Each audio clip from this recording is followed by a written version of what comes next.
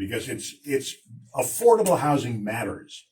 A program on local housing issues presented by WFOY on the first Friday of the month, sponsored by the St. John's Housing Partnership and produced in cooperation with the Mike Bonts Public Relations. And today, Mike Bonts is talking with Viv Helwig, the president of Vested Metals International, the specialty metals raw materials distribution company that he founded in 2014. The company, which is headquartered in St. Augustine, focuses on sourcing hard-to-find alloys, grades, and sizes for niche applications and markets such as aerospace, medical, automotive, and power generation. The topic will be the importance of community involvement and volunteerism supporting affordable housing and the recent Vested Metals charity golf tournament. Gentlemen, good morning. Good morning. Good morning, Larry. Good to see you. Well, thank you. Morning, Viv. Morning. Welcome. Morning, Mike. Thanks for having me. We've been trying to get you on the program for a while, so we finally succeeded. I'm glad you're here. It's great to be here. Tell us a little bit about what Vested Metals International does. Sure. So Vested Metals, we are, and as Larry mentioned, specialty metals, steel. And what is specialty metals? It is, think premium melted alloys, titanium, stainless steels, certain aluminums and certain carbon steels, but that are used in critical applications. So 80+% of our metal ends up in the human body.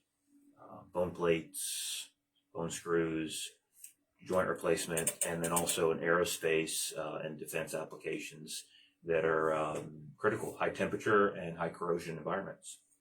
Talk a little bit about how the company was formed and your challenges in creating Vested Metals International. Yeah, absolutely. So backing up, attended Flagler College 04 to 08, and then the Great Recession hit. So had a business degree and got a real estate license and wasn't going to be doing much with that at that point.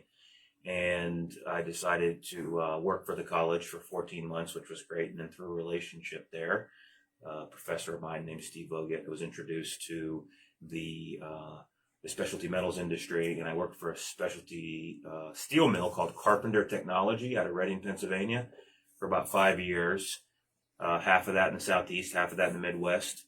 And my wife Brittany and I decided we wanted to move back home. I tried to raise capital to buy some small distributors that I used to call on. That fell through. And then in 2014, when we moved back home with, at that time, our 6-month-old daughter, founded Vested Metals in an office probably about this size. So this 100 square foot office was the size of Vested Metals, and I was doing a lot of brokering. So no warehouse, no employees, no equipment, no inventory at that time. That's happened over the last 8 years. So with success and growth the last 8 years? Yeah, I would say really the last 4 years, because the first 4 years were what I call like the years of barren, touch and go. Not sure if we're gonna be able to survive. A lot of conversations with Brittany about, hey, no paycheck this week. The kind of the typical startup entrepreneurial journey, and then, by God's good grace, the last 4 years have been much excess. What makes St. Augustine a good location for your company? We started in Weston because we found ourselves in South Florida due to that failed acquisition, and after a year it wasn't going well. We said, let's move to a place where. So when we moved back here, we had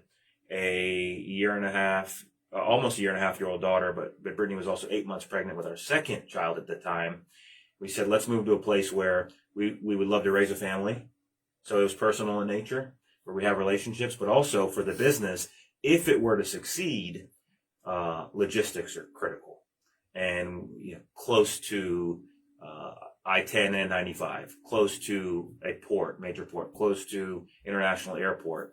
So that's really what made it a great place, was the vicinity to logistical markets. You mentioned Flagler College, and you're a graduate of Flagler College. You're also on the board of trustees at Flagler College. Right. Talk a little bit about what the college means to the area and the economy and the business community. Yes. So I've had the opportunity to be engaged with Flagler even when I moved to the Midwest. And since 2008, been a graduate. I've been on the board of trustees for a year now. October was my first meeting with that board.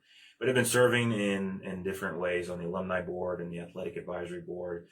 But yes, I'm biased and partial, but I can't emphasize enough that the critical nature that the college has, the impact, the positive impact. We talk about economic impact all the time, but for us personally, we hire a lot of Flagler grads. So we've got when people come in to visit the company, I'm like, here's Flagler Row, and I'll just take them down. Oh, that's a Flagler grad. That's Flagler grad. That's Flagler grad. So it's been a great feeder for us, but I know also other companies and institutions within St. Johns County and Northeast Florida where Flagler graduates are making a major impact. So from a community standpoint, from an economic development standpoint, the impacts you can just go down the list. And what type the quality of graduates that Flagler's putting out has such an impact on the businesses and other organizations. But also there's the service side of the college. If you look at the athletics department and you look at other majors and departments within the college and the amount of community service hours and giving back that the students, graduates, but also the current students are doing within the community, that's impactful. So there's that aspect of the engine of our community that Flagler is as well. How did Vested Metals International and you get hooked up with Bill Lazar and St. John's Housing Partnership? I have to think back how Bill and I first met and really got hooked up. I think, okay, so I was serving on the St. Johns County Chamber Public Policy Committee. And then I've also been on the St. Johns County Industrial Development Authority, the IDA. And this name, I kept hearing this name, Bill Lazar. Every time someone would talk about affordable housing, that name came up. And so I said, I've got to meet this guy. And I think I reached out to Bill and went to his office in the office in West Augustine and sat down and we talked for a while. And nothing really came of that. I just knew that we would reconnect at some point. And that's how we first got connected initially. So good. Yeah. Okay, Larry? Well, gentlemen, you're passing along a lot of really important information. And one of the things that you said that I've noticed over the years is how important Flagler College is to the community. Matter of fact, I was there last week. We have a gentleman here who works here who was an intern last quarter, works in that industry, and they needed somebody to do an interview with for their class. So I was invited because apparently there was nobody else left. Listen, don't anybody go anyplace because we have more coming up. It's a beautiful day, and the more you know about affordable housing in this county, the happier you're going to be. So stay tuned for more of the St. Johns County Morning News and the Affordable Housing Program right here on WFOY.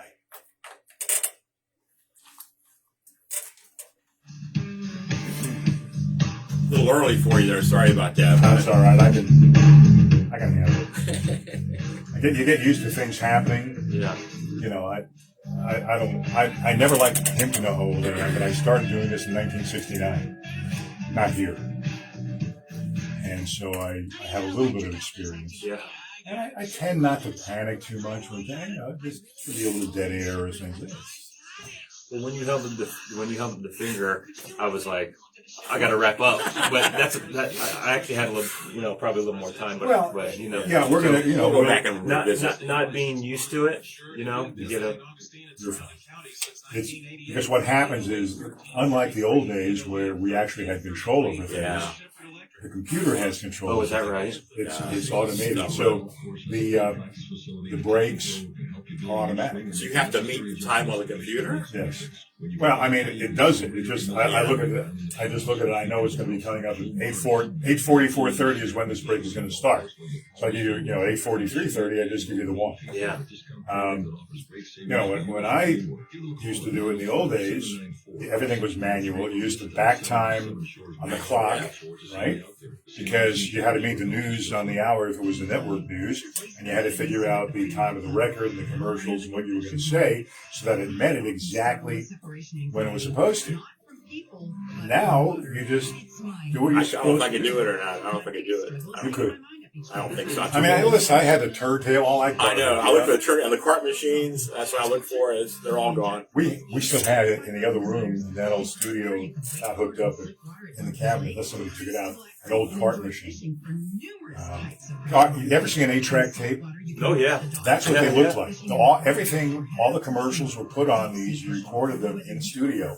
In many cases, in some cases, as things progressed, they put music on it. They had these machines. You did one play at a time. You load it in there, and you push the button, and the tape would play, and so forth. We got one of the stations I was at that were really modern, and they had what they called a 5-spot. It held 5 at one time. Wow. That was like, I mean, I can't even imagine right now. And now everything. now we've got AI and Chat GPT, right? And it's like you can. You saw that article in the Wall Street Journal where a reporter she had her voice and her visually cloned. She fooled her family and her bank, and it was AI. It was not her on a call. Well, the good news is that I don't understand anything technological unless I have one of my kids or grandkids.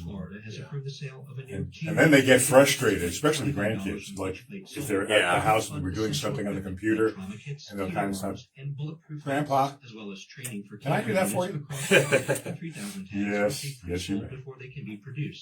8 grandkids. I may have told Mike this, but one of them lives in Honolulu. She's 8.5 years old. She speaks fluent Mandarin. Wow. She's in a private school, and there's a class there of Mandarin. And she speaks, reads, and writes Mandarin. She's just in this big contest, west coast of U.S., continental, and Hawaii for Mandarin. She was one of the hosts. She's 8. 8.5. And she's the sweetest of big guys. Medical Services. Love my car. All right, Guns N' Roses is our hint.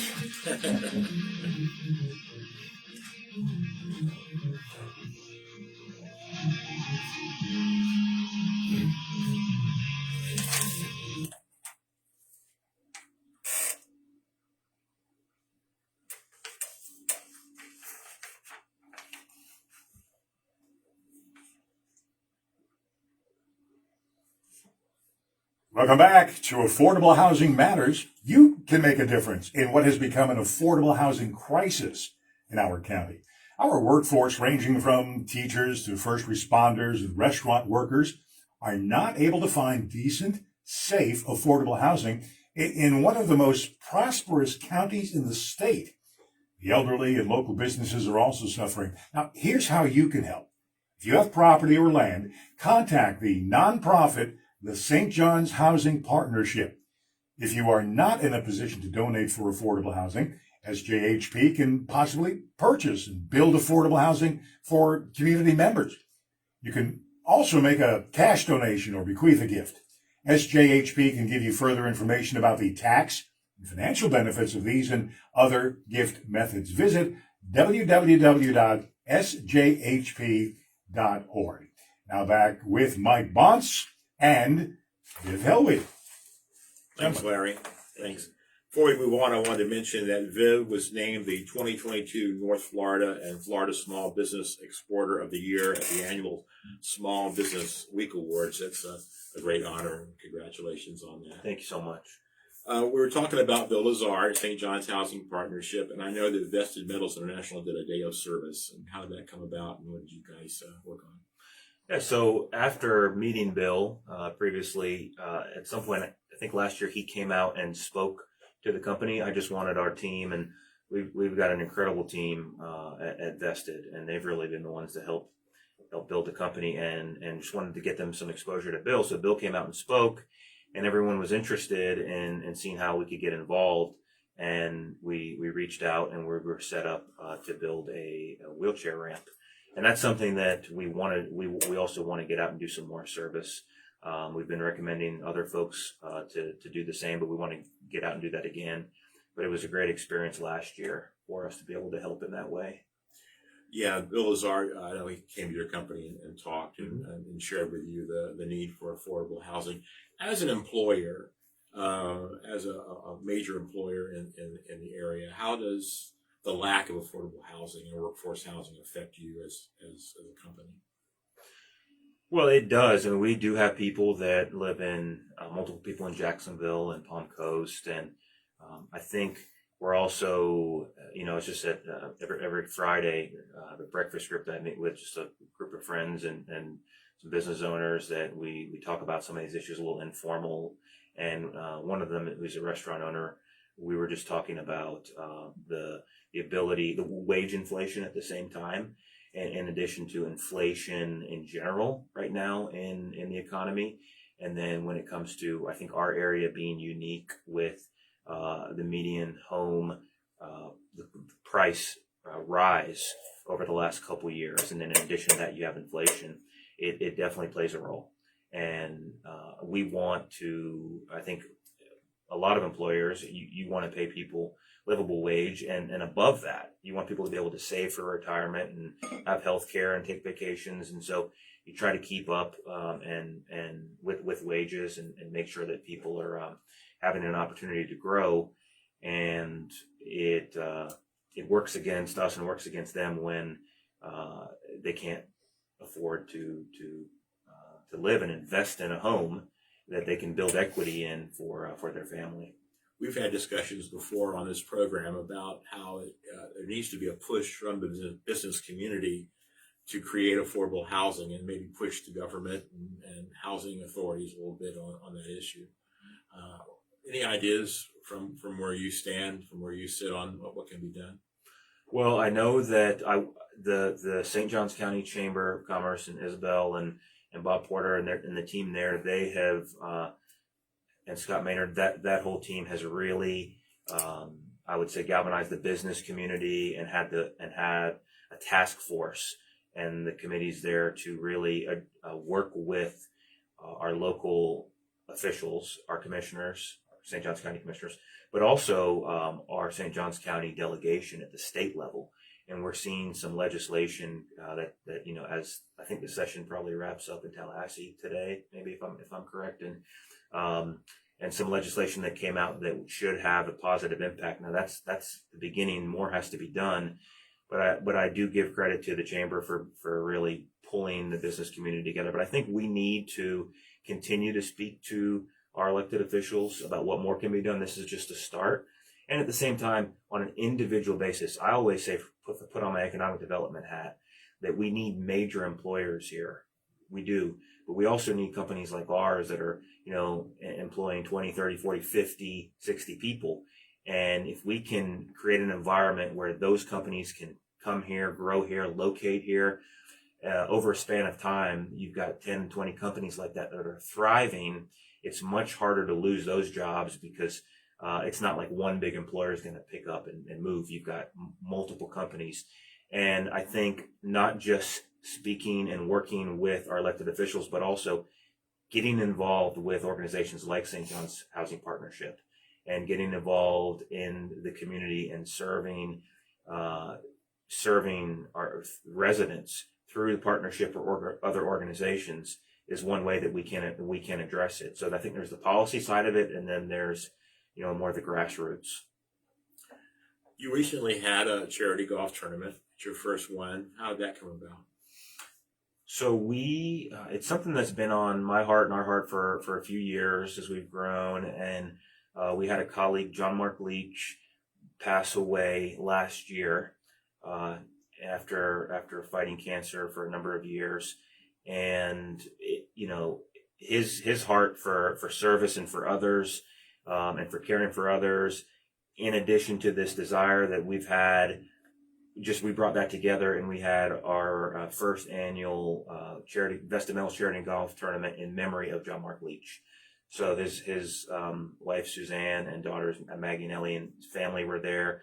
So really, it was in memory of him and his honor, but also what he believed, what we believe, and then we just reached out to a lot of our suppliers who are not from this area or customers, and said, hey, come support us, come to Florida. It's TPC weekend. We know you're ready to get out of the snow. A lot of our mills are in Ohio and Pennsylvania, and St. Augustine's a great place to be. In fact, so many of them have said, man, you guys have a little secret down there. It's a hidden gem.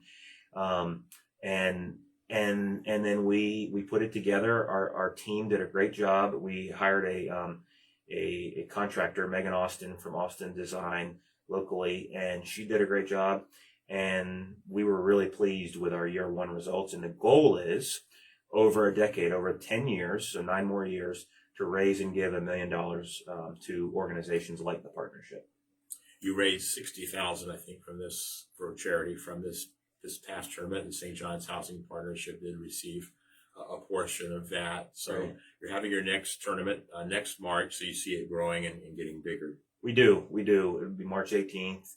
The players a weekend, so 1 weekend later. But we do see it growing. I've had people say, hey, we saw what you guys did. We're coming down next year. People say we're coming back. Local organizations say they want to get involved. And, we're not the only ones obviously doing this kind of work. But I also say that if more organizations, we've been inspired by other organizations that are doing this kind of work, like, for example, the All-American Air Charitable Foundation. That's been an inspiration for us. And if we can do that and inspire someone else, again, as I mentioned, it's multiple companies doing these type of things, but we do see it growing. And for us, I think it's unique because we don't have many customers, clients, or suppliers that are located in this region or in this area. So it exposes a number of people to what's going on here. And we highlighted a couple of new companies that are also opening locations here. So we hope it also works from an economic development standpoint and obviously from a philanthropic standpoint.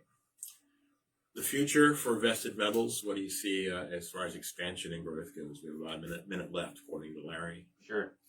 Well, we hope that our growth, we've had rapid growth in the last couple of years. And so our goal is actually to have more sustainable growth, because sometimes growth can shock the system. But we've got such an incredible team that works so hard and so dedicated that we continue to see ourselves growing and expanding facilities-wise, capabilities-wise, but also just becoming hopefully a more integral part of serving the community. Well, if you'd like to donate to St. John's Housing Partnership or even have a day of service, give them a call at 824-0902 or shoot an email to info@sjhp.org. Larry? So it's real easy to get in touch, and any questions that people have about what they can and can't do, you can supply that, right? Right. Can't get any easier than that. Our thanks this morning to Mike Bonts, Public Relations, and Viv Helwig, President of Vested Metals International. You've been listening to First Friday, Affordable Housing Matters, a program on housing issues presented by WFOY, produced in cooperation with the St. John's Housing Partnership. Join us again on Friday, June 2nd at 8:30 a.m. right here on News, Sports, and Talk, WFOY, the Chris Plant Show, next after the news. Thank you for being here. Have a great weekend. Both hired. I'm going home. You know what? The thing that always amazes me, that time flies. It really does. I was concerned about we covered almost everything. So. Time flies. It really does. And I mean, as a lot of times, like when the sheriff is here, we usually do a whole hour. It's gone in no time. No time. Yeah. Everybody on Facebook, thank you so much for watching. This will be available on WFOY's Radio St. Augustine Facebook site to watch again. And also, I believe, am I correct on this, Mike, that you're going to share this half hour so people can refer back to it and get the information and find out more about affordable housing and Viv's company as well. Everybody, take care.